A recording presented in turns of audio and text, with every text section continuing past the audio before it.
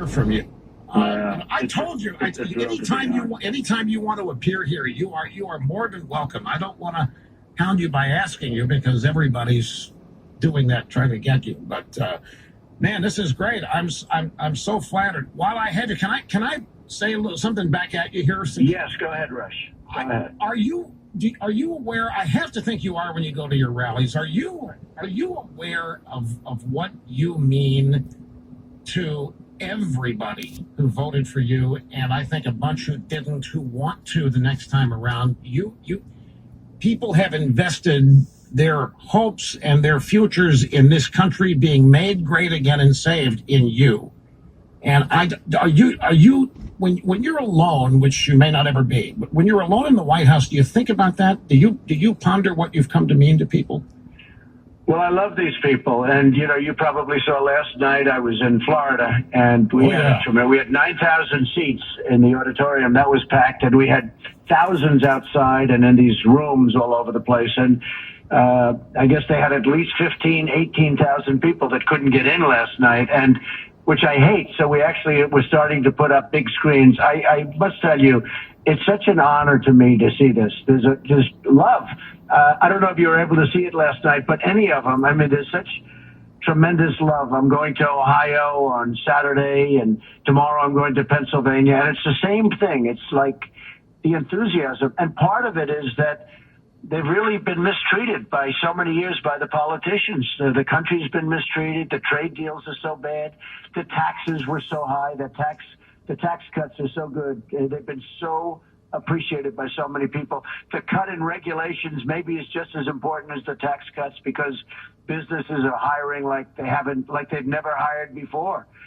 And, we have more interesting set. We have more people working in the United States today than at any time in our history. And it's been so many different things are happening. So there's a tremendous amount of love in the room, and I am aware of it. There's no question about it. Mr. President, it was just a little over a year and a half ago where your predecessor said that what is happening now couldn't happen again, that those days were gone, that those jobs that were lost were not coming back. And he would tell audiences this. And look at what you've done. And again, with the entirety, seemingly the entirety of Washington's political class opposed. In a year and a half, you have reversed the direction the country was going at. 4.1% economic growth. When you promised that, they accused you of misleading people because it couldn't happen. Well, that's right, Rush. You have a lot of bad people in Washington. You knew that a long time ago. Frankly, before I knew it, I had no idea how evil some of them are, but you have a lot of great people, too. And outside of Washington, you have the greatest people in the world.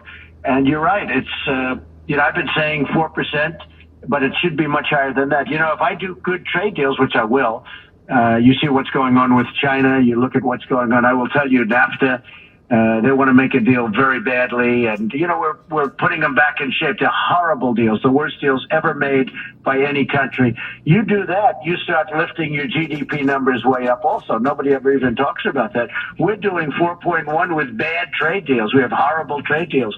And our farmers, we're going to open up markets for them, but they're great patriots. I watch them all the time where they're saying, we trust our president. And, they may take a short-term hit. But you look at farming, it's been going down for 15 years. Soybeans, 5 years before the election, was cut in half. The price was cut in half. I wasn't there. So it's going to, a lot of things are happening that are very exciting. And, you look at the job numbers, you look at African American, best ever, Hispanic, Asian, women, best ever. And it's been a lot of fun for me, but I see the happiness on the faces, like last night in Florida with that, really massive crowd. You see the happiness and the love, and nobody left. It's like nobody turns off your show. It's like you can't. Nobody leaves. I'll speak for an hour and 10 minutes, hour and 20 minutes.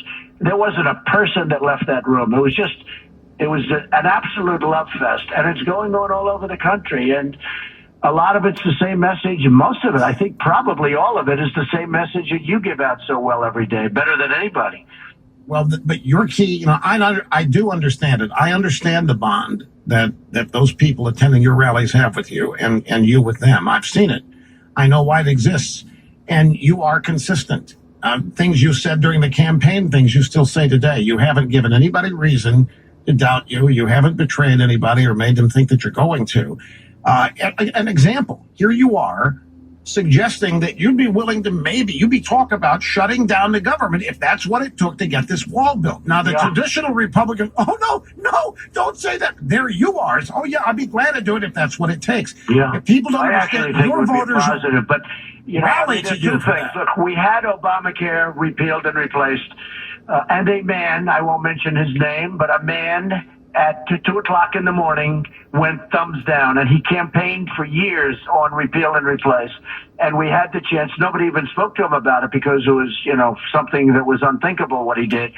And because of that, but still, I've just about ended Obamacare. We have great health care. We have a lot of great things happening right now. New programs are coming out. We got rid of the individual mandate. But that was very disappointing to me that night. And he did it because of me, probably. But that was very disappointing. That was a horrible thing he did to our country. And frankly, it cost $1 trillion because we would have saved $1 trillion on top of which we would have had good health care. But we're doing it a different way. We have to go a different route. But he cost us $1 trillion. And the other thing is the wall. We've started it. It's like pulling teeth. Getting these guys to get it done is, and you have no idea how tough I've been. And I say, hey, if you have a shutdown, you have a shutdown. Now, the shutdown can also take place after the election. I happen to think it's a great political thing because people want border security. It's not just the wall, Rush, as you know. It's border security. It's getting rid of catch and release. Where you catch somebody, he can be a criminal of the highest order, and you have to release him. You catch him, you take his name, and you release him. And then you have the visa lottery. It's a lottery system where you pick people out of a lottery. Well, the countries aren't giving us their best people. They're giving us people that they don't want. So we're taking people out of a lottery that the country doesn't want. We're getting some beauties.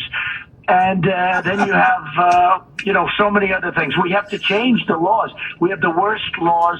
How about chain migration? One person comes in and you end up with 32 people. The person that ran down 18 people on the West Side Highway, he's allowed to have, and I think 8 died.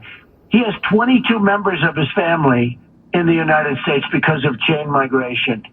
So we have to change this stuff, Rick. And we'll get it done, but we have to change it.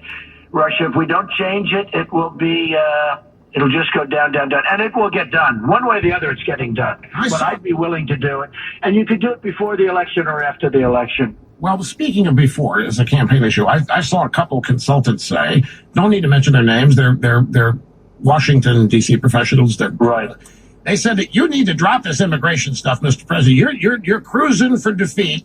You based the midterms on it. You need to pivot back onto the economy, start telling people what a great economy that we have, because that's the only way the Republicans can have a chance of holding the House in the midterms. What do you think about that advice? Well, I've heard them. I'm, probably different people than you, but I've seen a lot of people saying, oh, don't do it before the election. You'll upset the apple cart. And, because we're doing so well economically, we should do well. And, the polls are okay. It's very interesting. My polls are great.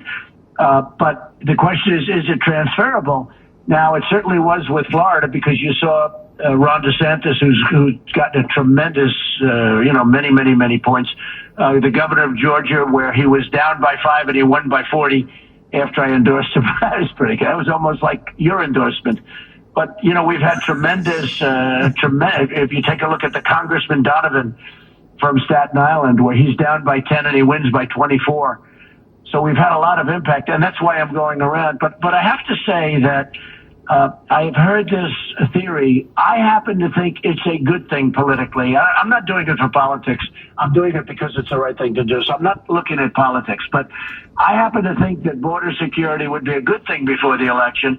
But there are many people within our party that are good people that like you, that agree with you on everything you say, but they'd rather do it after. They don't agree on doing it before.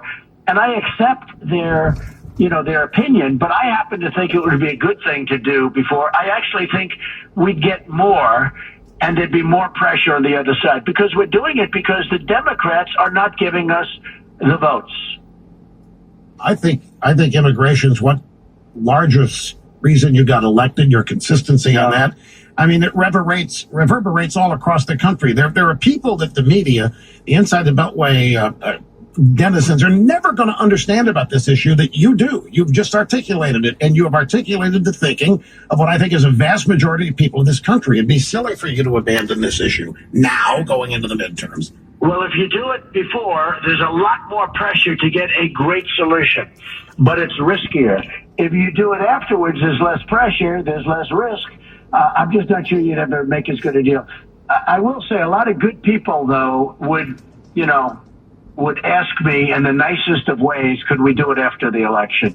So, and they've been good to me. I've had a lot of good support within the Republican Party, and you saw the poll numbers in the Republican Party. They like me, so I have to keep them a little bit happy. But whether it's before or after, but I actually think it's a great campaign issue. I think it would be great before. But I don't want to disappoint a lot of very good people that are working with me. And Rush, I have to tell you, I've got some, really good support within the Republican Party too.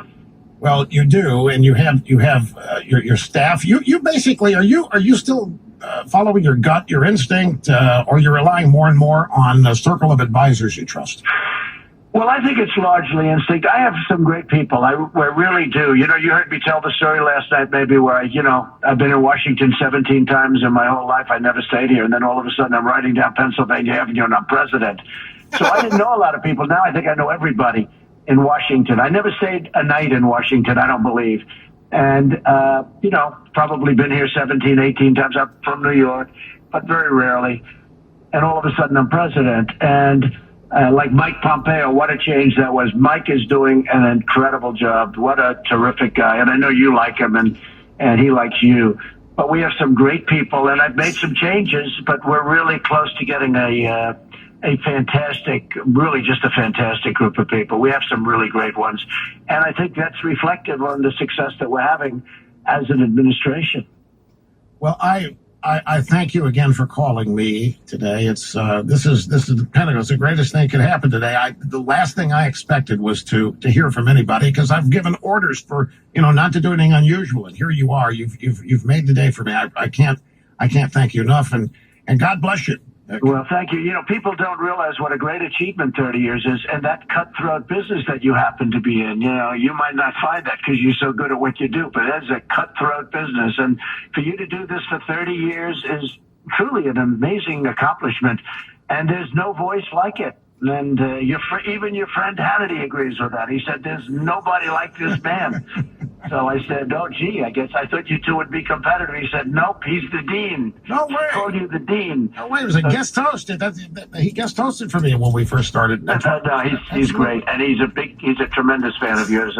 They all are. Everybody is. So I just want to congratulate you. 30 years of, and just do it for another 30 years. After that, you can take it easy, okay? I will do that. I'll stay around as long as you do. Okay, you have a deal. Thank you, and Mr. thank President. you very much, Rush. So important what you do. Thank you, sir. Again, very much. Take care of yourself. Goodbye. President Trump. And we went a little long there, but that's okay. It means the next segment's going to be a little shorter than usual, but we're dealing with the most powerful name in talk radio, Rush, on the EIB network. Washington's Mall, WMAL, where Washington comes to talk.